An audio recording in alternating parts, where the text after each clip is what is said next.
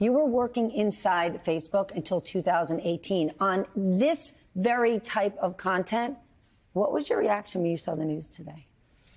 I mean, it didn't actually surprise me. This is not new. I mean, Mark Zuckerberg has been sort of building towards this for years. In 2020, he actually also rolled back and said, I will not fact check political content or political speakers after Trump threatened to sue Twitter for taking down his content. So that's not new. It also affected some of the work I was trying to do while I was there. That said, it is highly disappointing. And let's be very clear, they want us to focus on whether fact-checking is good or bad, and whether this is about free speech or not, as opposed to focusing on what they do with that speech, on the systemic problems of the platform itself, which wasn't addressed at all in his comments today. Let's stick with free speech, because I want to play again just a bit of what we heard in Hallie Jackson's report, because it's the thing that really stuck out to me. Watch this. The recent elections also feel like a cultural tipping point towards once again prioritizing speech. So we're going to get back to our roots and focus on reducing mistakes, simplifying our policies, and restoring free expression on our platforms. Okay. Mark Zuckerberg said this is all about free expression based on the results of the election, the upcoming president. But for fact's sake, Donald Trump is suing a pollster for a poll he didn't like, and her newspaper for publishing it. He is suing a book publisher, Simon & Schuster, for Bob Woodward's book that uses Donald Trump's own words, his quotes. He's suing CBS for how they edited a 60 Minutes interview with Vice President Harris. And, of course, we know he just settled a massive lawsuit with ABC. What in the world is Mark Zuckerberg talking about, Yael, when this is about freedom of expression? I don't see it. Yeah, so this is, again, part of the problem, right? We're couching this as being about protecting free speech. These platforms every single day decide what they're going to do with our speech through how they tune their algorithms, through what content they recommend, through who they suppress. And so this idea that this is about being a champion of free speech, again, it's very convenient to him if that's what we focus on. And just to be really clear on this point, fact-checking is not actually suppressing free speech. Now, it is true that some of their moderation policies have over-moderated over the years. There is no question about that. And that, there are some things they could have fixed to improve that. But fact-checking or community notes or any of these things they're talking about, that is just about looking from a third party at content and putting in whether or not there's context, whether it's factual. Very different from what these social media companies actually do with your speech in terms of, we know study after study has shown, including internal studies from Facebook's own teams that were exposed by whistleblowers, that facts do not spread as fast as hate speech, as salacious content, and it is their algorithms, which are being tuned to maximize engagement, that are actually contributing to political disinformation more than any individual on the platform itself. The only thing that sells better than sex is rage, and the algorithm is tuned in. Vaughn, can you just explain for us, why has the right been fixated on this idea of social media and free speech? We saw the incoming head of the FCC kind of applauding this announcement today. Right. There's been a lot of blame cast by the right for Donald Trump's loss in 2020 election on this. There has been blame through the COVID pandemic, right? Mark Zuckerberg, just this last August, wrote a letter to House Republicans saying that Meta was pressured by the Biden administration for trying to combat misinformation.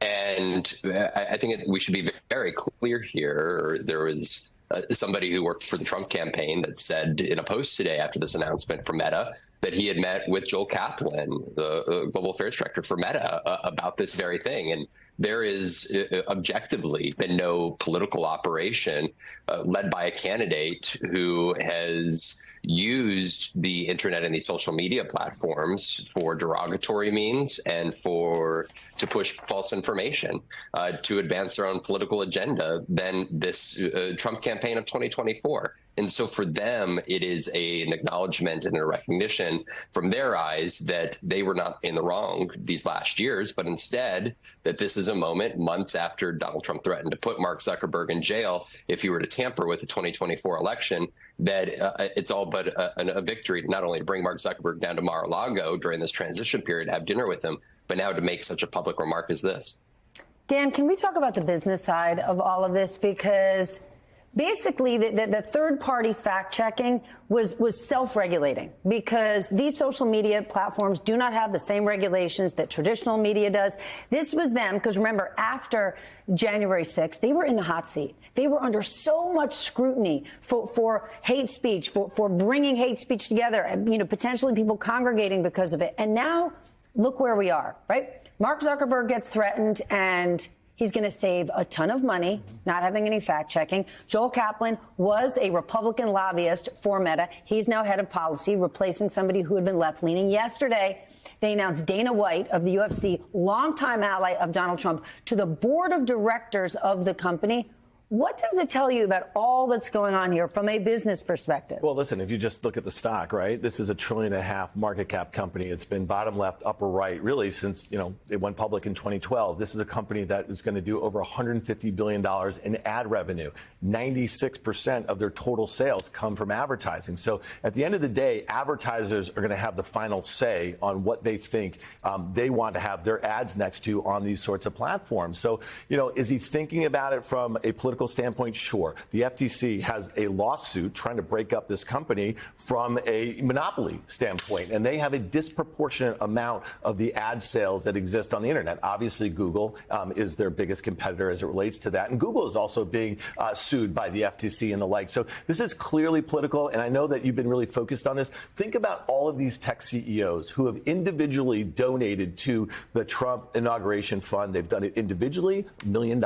Tim Cook did that. Sundar Pichai from Google, Mark Zuckerberg is, the list goes on, and their companies are also doing it. So what they want to do is they want to take some pressure off from the regulators. They want to continue to have this sort of situation where they're deemed to be on the right side of this. And I just want to make one last point. This is really important. There's so much hypocrisy in this, okay? So Meta has 3.3 billion monthly active users. That's a third of the people on the planet. Over a third of those people are in India. India is a backsliding democracy. India censors their news and their internet. What is Mark Zuckerberg going to do in the largest populous, geography that they have? They're going to do free speech here, which is really disinformation if you think about it, the way a lot of politicians use this. If you just look at how Elon Musk used Twitter and how Trump used Truth Social during this last election. So I just think that we're going to see this stuff. We're going to see the hypocrisy of all of this as it plays out in different parts of the world relative to here, because here he bends the knee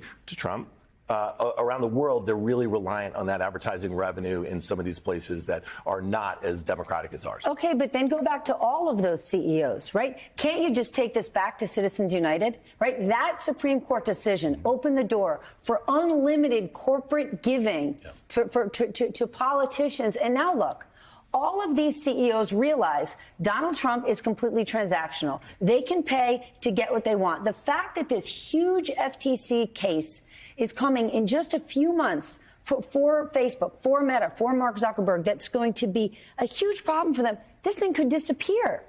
So yeah, Mark Zuckerberg is going to get a couple bad days of press from us. But imagine if that FTC situation goes away. Booyah! What a win for him and a loss for the American people. Yeah, I think he's also butthurt a little bit because they announced this Threads. This is a Twitter competitor. This is the summer of 2023, and it's really gotten no traction whatsoever. Then, when you think about this, Mark Zuckerberg put a thread out on Threads. This is their platform right there. It got no engagement. It got zero engagement. This is the CEO of a $1.5 trillion market cap company who owns this platform, and people there on the platform aren't even using it. So I just think that this is there's a lot of strategic stuff here. There's a lot of competitive stuff there, and there's a lot of regulatory stuff here. And I just think at the end of the day, these guys will do just fine cozying up to Donald Trump over the next few years. But let's see what happens in 2028. Okay, because that's the whole, before 2028, 2 years from now.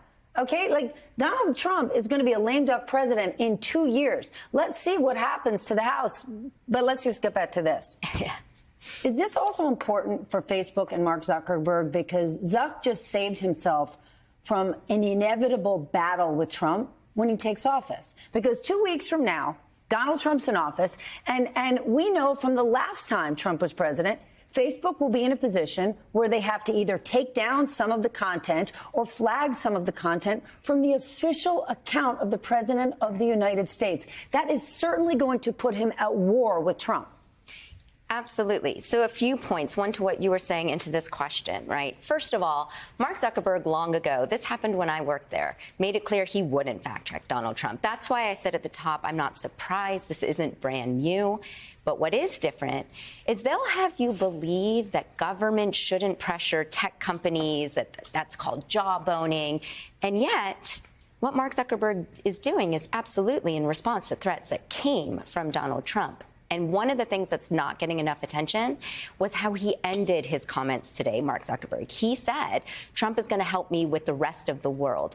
The Europeans, the Australians, other countries are actually regulating these companies now. And he is saying, I am going to have Donald Trump help me ensure that other countries can't enforce their own laws against my company. That should concern everybody for global democracy, that this man who owns a company based out of the Silicon Valley said publicly today, I am going to use the President of the United States to make sure that other countries cannot tell me what I can do in their countries.